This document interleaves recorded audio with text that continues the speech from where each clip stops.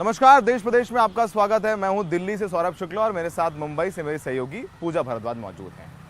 भड़काऊ भाषणों को लेकर के दिल्ली पुलिस की साइबर सेल यूनिट ने एफआईआर दर्ज की है। शुरुआत हुई नूपुर शर्मा के भड़काऊ बयान से, तो उन पर एफआईआर तो दर्ज हुई है, पर उनके साथ साथ दिल्ली पुलिस की जद में ओवैसी समेत 32 और लोग आ गए हैं। इसमें यति नरसिंहानंद हैं और साथ ही साथ पत्रकार सबा नकवी हैं। क्यों की गई है इन पर एफआईआर और क्या है इन लोगों की प्रतिक्रिया, देखिए हमारी इस रिपोर्ट में। देश में हो रहे प्रदर्शनों और विदेशों की प्रतिक्रियाओं के बाद दिल्ली पुलिस ने आखिरकार बीजेपी की प्रवक्ता रही नूपुर शर्मा पर एफआईआर दर्ज की, जिन्हें वो सुरक्षा दे रही थी। लेकिन दिल्ली पुलिस को अचानक हेट स्पीच से जुड़े न जाने कितने मामले एक साथ याद आ गए हैं। 2 एफआईआर दर्ज कर 32 लोगों को इनमें शामिल कर लिया गया है।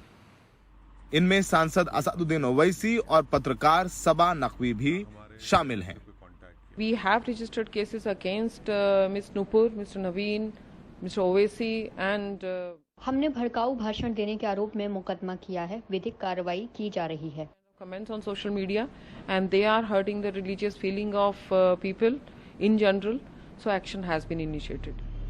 जिन पर पुलिस ने मुकदमा दायर किया है, जरा उनके बारे में जानते हैं। नूपुर शर्मा, पूर्व बीजेपी प्रवक्ता, इन्होंने निजी न्यूज चैनल पर पैगंबर मोहम्मद के खिलाफ अभद्र टिप्पणी की, जिसके बाद बवाल शुरू हुआ। नवीन जिंदल, पूर्व बीजेपी प्रवक्ता, ट्विटर पर पैगंबर मोहम्मद पर अभद्र टिप्पणी। असदुद्दीन ओवैसी, एआईएमएम प्रमुख और सांसद, भड़काऊ भाषण देने का आरोप। यति नरसिंहानंद, धर्मगुरु, मुसलमानों के खिलाफ लगातार भड़काऊ भाषण देते रहते हैं। पूजा पांडे, ये हिंदू महासभा से हैं और इन्होंने भी कई बार भड़काऊ भाषण दिए हैं, पैगंबर मोहम्मद के खिलाफ टिप्पणी की। मौलाना इलियास सरफुद्दीन, कथित धर्मगुरु, टीवी चैनलों पर भड़काऊ बयान दिए।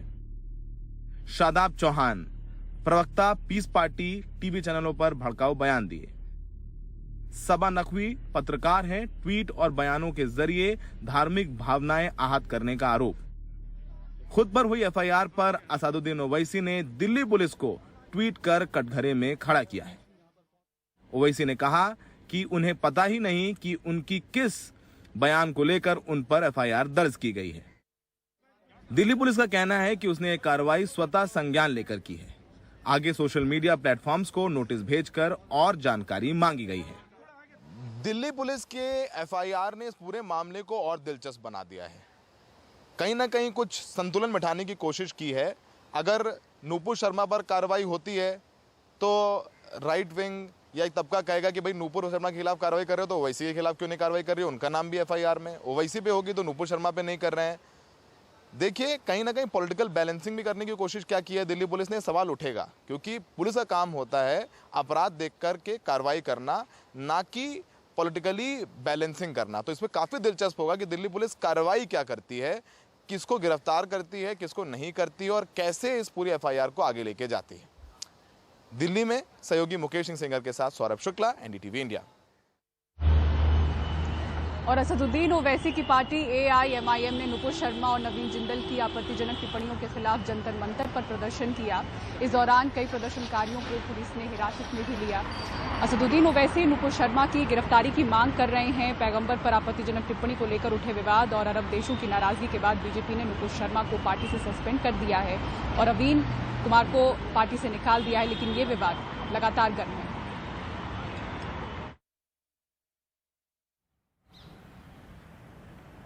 अब बात करते हैं पंजाब के मशहूर सिंगर सिद्धू मूसेवाला से के हत्याकांड से जुड़े मामले की।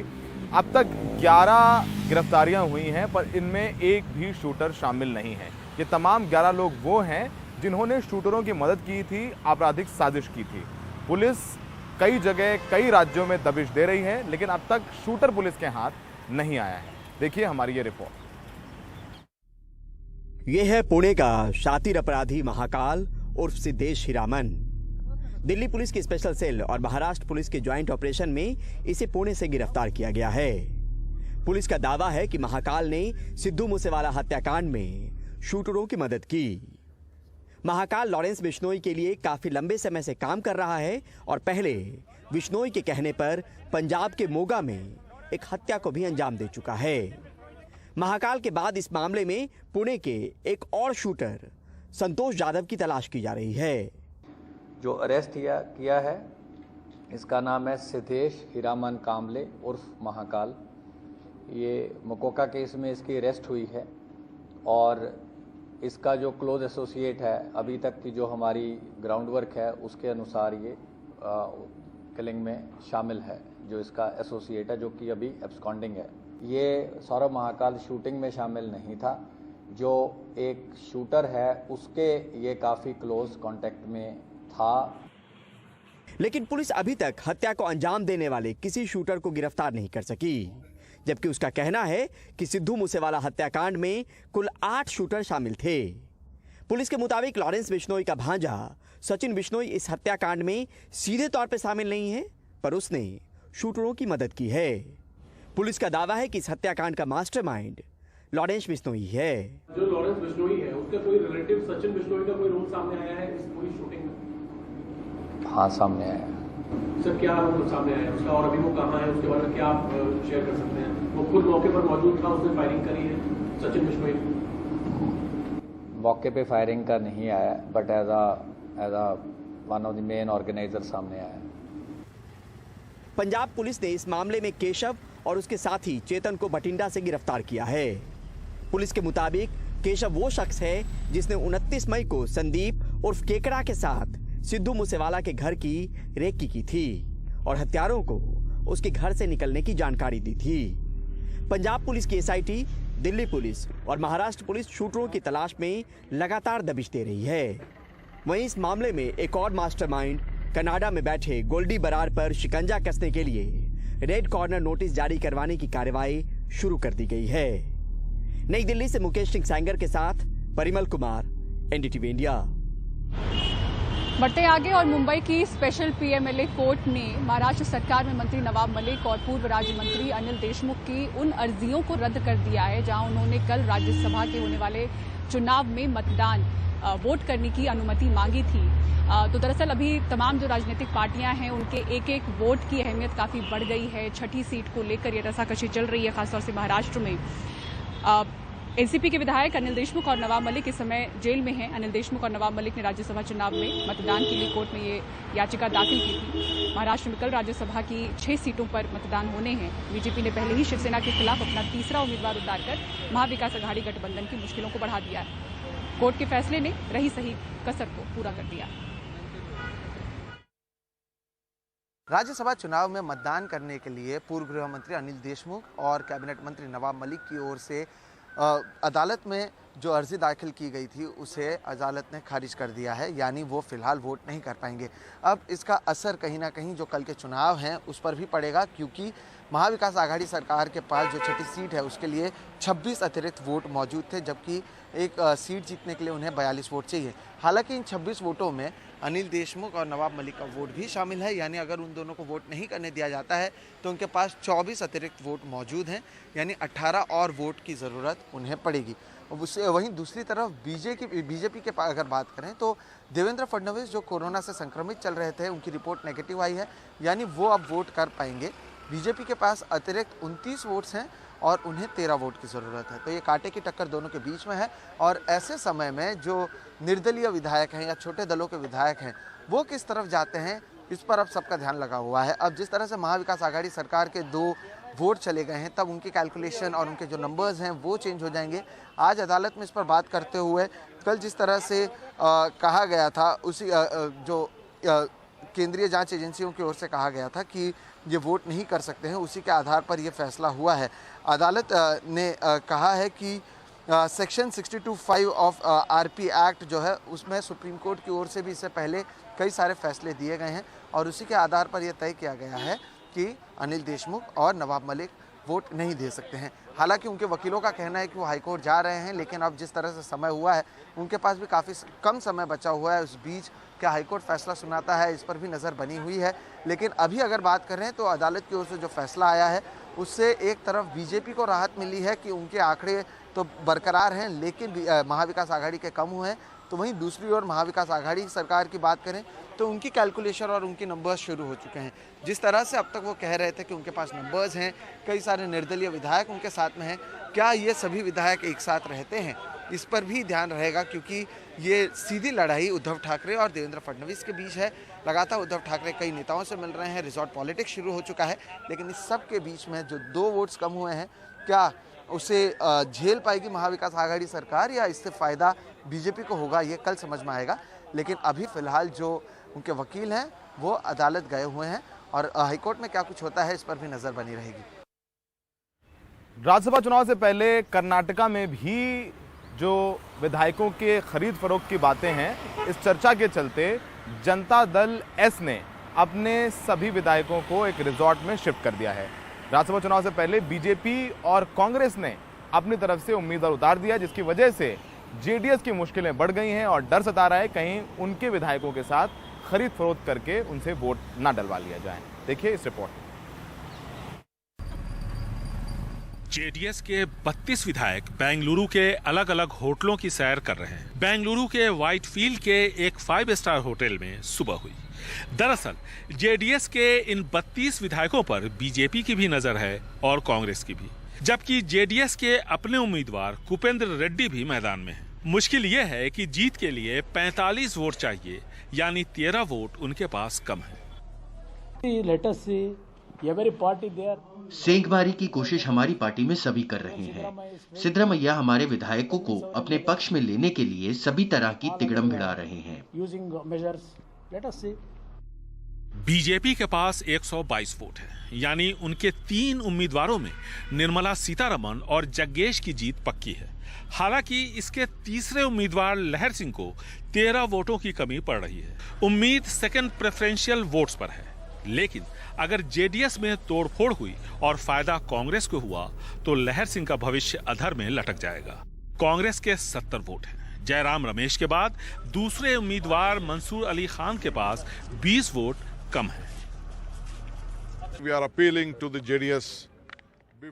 हमने देवेगौड़ा की मदद की थी राज्यसभा भेजने में, अब जेडीएस को हमारे उम्मीदवार की मदद करनी चाहिए, ये हम हाथ जोड़कर विनती करते हैं। We requested him to support us because already earlier elections all we had supported them. 2016 में जेडीएस के 8 विधायकों ने क्रॉस वोटिंग कर कांग्रेस का साथ दिया था। नतीजा ये हुआ कि जेडीएस का उम्मीदवार हार गया था। जो नेता चुनाव जीतकर सांसद नहीं बन सकते, उनके लिए सांसद बनने का ये एक आसान रास्ता है अगर रसूख और धन हो। ये एक आम धारणा है। ऐसे में खरीद फरोख्त का बाजार कितना बड़ा है, ये क़यास लगाना मुश्किल है। बेंगलुरु से कैमरामैन कुमार के साथ निहाल खुदवई, एनडीटीवी इंडिया। और किसान नेता राकेश टिकैत आज जेवर में आयोजित एक महापंचायत में पहुंचे। महापंचायत में शामिल होने से पहले उन्होंने महामाया फ्लाईओवर पर पत्रकारों से बात की और बताया कि महापंचायत में लोग कौन से मुद्दे उठाने वाले हैं। जेवर में ये है कि वहाँ पे प्रोग्राम है और वहाँ का जेवर एयरपोर्ट का मामला है, कुछ यहाँ के जमीनों के मामले हैं। तो ये है कि अधिकारी आएंगे, उनसे बातचीत करेंगे। क्या मुद्दे हैं? एयरपोर्ट में भूमि अधिग्रहण के इशू हैं। बहुत लोग के जमीन ने ले ली, उनको मुआवजा नहीं दिया गया। वहाँ के जिन गांव की जमीन ले रहे हैं तो वहाँ के रास्ते बंद कर दिए गए अभी। तो वो है कि रास्ते उनके खोले जाएं, जब तक रास्ते नहीं बनते तो वैकल्पिक रास्ते उनके दे दिए जाएंगे। आपको बताते हैं किस तरह से बीते 9 दिनों में मुंबई में कोरोना के मामलों ने बड़ी करवट ली है। 138% मामले बढ़े हैं। अगर रोजाना मामलों की बात करें कोविड की मुंबई में जो कुल एक्टिव मामले हैं बीते 9 दिनों में 135% बढ़े हैं। राज्य के 70% जो मामले हैं वो मुंबई शहर से हैं और जिन कोविड मरीजों को अस्पतालों में भर्ती करना पड़ रहा है 9 दिनों में इनका जो आंकड़ा है वो डबल से भी ज्यादा हुआ है। देखिए पूरी खबर। 60 साल के ये मरीज 2 बार पहले कोविड से संक्रमित हो चुके हैं, साथ में दूसरी बीमारियां भी हैं, वैक्सीन ले चुके हैं और फिर से कोविड के लक्षणों के साथ अस्पताल में अभी भर्ती हैं। आरटी-पीसीआर के नतीजे अभी आने बाकी हैं। बाकी तकलीफों का इलाज मुंबई के निजी अस्पताल में चल रहा है। बढ़े मामलों के बीच अब कोमॉर्बिड कोविड मरीजों को अस्पतालों में भर्ती होने की भी जरूरत पड़ रही है। करीबन आउट ऑफ 100 पेशेंट्स 1 या 2 पेशेंट्स को एडमिट करने की जरूरत पड़ रही है। तो ज़्यादा करके जो सिम्टम्स हैं वो माइल्ड स्वरूप के सिम्टम्स है और जिनको एडमिशन लग रहा है बेसिकली वो पेशेंट्स जो है वो जो कोमॉर्बिडिटीज़ रहने वाले पेशेंट्स है, जैसे कि अंडरलाइंग सीओपीडी हो गया, हाइपरटेंशन, अनकंट्रोल डायबिटीज़ या प्रीवियस लंग डिसऑर्डर्स जिनको है, या प्रीवियस हार्ट कंप्लेंट्स, डायलिसिस जिनको चालू है, ऐसे पेशेंट्स में हॉस्पिटलाइजेशन की ज़रूरत पड़ रही है, लेकिन वो मात्रा अभी काफ़ी कम है। सेल्फ टेस्टिंग किट की बिक्री फिर शुरू हुई है, लेकिन खरीदने वाले की पूरी जानकारी लेने के बाद ही बेची जा रही है। मेरे पास स्टॉक अवेलेबल है और कोई आता है तो हम लोग उनको एड्रेस, कॉन्टैक्ट नंबर, डिटेल देके दे देते हैं। बताते हैं उनको, ये भी बोलते हैं कि उनका QR स्कैन कर दीजिएगा तो आपको पूरा वीडियो आ जाएगा कि प्रॉपर कैसे आपको टेस्ट करना है, कैसे आपको आपका जो भी रिजल्ट है वो कैसे आपको अपलोड करना है। मुंबई में 4 महीने बाद कोविड लगभग रोजाना नई उछाल दर्ज कर रहा है। कोविड मामलों में बीते 9 दिनों में 138% बढ़त दिख रही है। अस्पतालों में भर्ती होने वाले कोविड मरीजों की संख्या जहां 9 दिन पहले 29 थी, अब दोगुनी से भी ज्यादा 83 हो चुकी है। कोविड के एक्टिव मरीजों की संख्या इन्हीं 9 दिनों में 2,970 से बढ़कर 7,000 पर पहुंच गई है, यानी 135% इजाफा। महाराष्ट्र में रोजाना के मामलों के साथ साथ एक्टिव मामलों ने 9 दिनों में करीब 150% बढ़त दर्ज की है। निजी अस्पतालों में फिर से कोविड वार्ड अलग से तैयार किए गए हैं। सरकार की तरफ से अब तक हमें तो कोई सूचनाएं आई नहीं है, फिर भी हमारे हॉस्पिटल ने एक कंप्लीट फ्लोर डिमार्केटेड रखा है कोविड पेशेंट्स के मैनेजमेंट के लिए, जिसका एंट्री और एग्जिट दोनों सेपरेट रखे हैं, और नॉन कोविड के बेड्स हमने ऑलरेडी अलग रखे हुए हैं। जैसे ही पेशेंट्स बढ़ते हैं तो हम लोग पेशेंट्स के लिए सेपरेट स्टाफ भी अलॉट करेंगे जो सिर्फ कोविड पेशेंट्स को ही कैटर करेगा। सरकार नजर बनाए हुए है। अस्पतालों में भर्ती होने वाले मरीजों की संख्या बढ़ती रही तो कुछ पाबंदियां लौट सकती हैं। मुंबई से पूजा भारद्वाज, NDTV इंडिया। दिल्ली में जबरदस्त गर्मी का प्रकोप है। इस चिलचिलाती धूप में दिल्ली के कई इलाके हैं जो इस वक्त पानी की किल्लत से जूझ रहे हैं। कारण यह है कि दिल्ली को पानी पिलाने वाली यमुना नदी में, मां यमुना में ही पानी नहीं बचा है। देखिए हमारे सहयोगी शरद शर्मा की ये रिपोर्ट। ये कोई खेल का मैदान नहीं, दिल्ली की जीवनदायिनी नदी यमुना का हाल है। वजीराबाद बैराज पर जहां यमुना बहा करती है, वहां यमुना का पानी नहीं, सूखी जमीन दिख रही है। दिल्ली जल बोर्ड का कहना है कि हरियाणा ने कम पानी छोड़ा है, जिसकी वजह से खुद यमुना नदी पानी की किल्लत से जूझ रही है।